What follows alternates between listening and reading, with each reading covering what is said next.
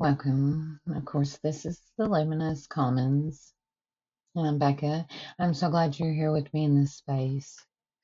Most people don't need new intentions for 2026. They need to stop carrying what never belonged to them in the first place. If you're feeling tired, foggy, emotionally flat, or strangely resistant to planning the future, that's not a motivation problem. That's a signal that your system is overloaded with an unfinished energetic business from the year you're leaving behind. And here's the part that no one likes to say out loud. You cannot build a clean year on top of unresolved identity, nervous system fatigue, and borrowed expectations. So, this is not a vision board episode at all. This is not a manifest your best life episode. This is a reset, the kind that happens beneath the mind. In the next few minutes, I'm going to walk you through how to clear the emotional residue of 2025, recalibrate your nervous system, and step into 2026 without dragging old contracts, old roles, or old survival patterns with you. No bypassing, no pretending you're fine. And it's just a grounded spiritual reset that actually changes how you enter the year. You know, if you've been craving a clean internal slate, stay with me. Now, let's begin by naming something honestly. Most people don't enter a new year consciously. They just roll into it carrying emotional clutter, unprocessed endings, and identities that already feel expired. And then they wonder why the new year feels heavy before it even starts. A real spiritual reset is not about becoming someone new.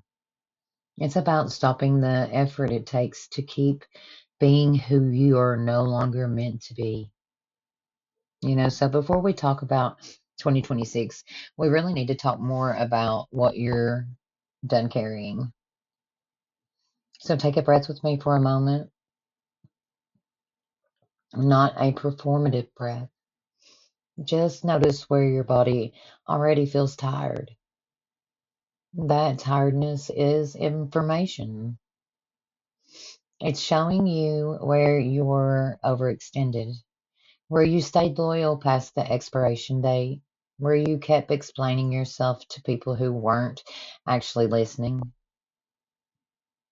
A spiritual reset starts there, not in the mind, but in the body, because your body knows what the year can cost you. Now, here's the part, most spiritual spaces skip. You don't clear a year by forgiving it. You clear a year by acknowledging what it took from you. So quietly, without fixing anything, let yourself name this.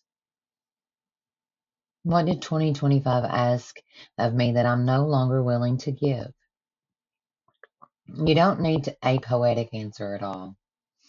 You don't need closure. You just need truth. Maybe it took your energy. Maybe it took your certainty. Maybe it took your voice, your time, your softness. Let that be real. This is the reset. The moment you stop minimizing your own experience. Now, notice what happens when you stop rehearsing the year in your head. Most people are mentally replaying conversations, decisions, missed chances. That loop is not reflection, it's residue. A reset doesn't mean you understand everything that maybe happened, but it means you decide you don't need to keep living inside of it. So here's the next step. Place one hand somewhere grounding, maybe your chest, your stomach, your legs, anywhere that reminds you that you're here now. And say this internally in your own words. I release the version of me who had to survive that year. Not because she was wrong, not because she failed, not because she was wrong again, but because she did her job. That version of you doesn't need to come with you in 2026. You don't need her, and you don't need the armor. You don't need her vigilance. You don't need her overthinking. What you're creating space for is a different state of being, not a better one, a truer one. And here's where clarity starts to return. When you stop carrying old roles, your system naturally recalibrates. Your nervous system softens. Your intuition, it gets quieter and more accurate. You don't have to force direction. Direction emerges when there's room to feel it. So instead of asking, what should I do in 2026? Try asking, something more honest. What am I no longer available for? That question clears more paths than any intention setting ritual ever could. As you sit with that, notice if there's grief or relief or both. That's normal.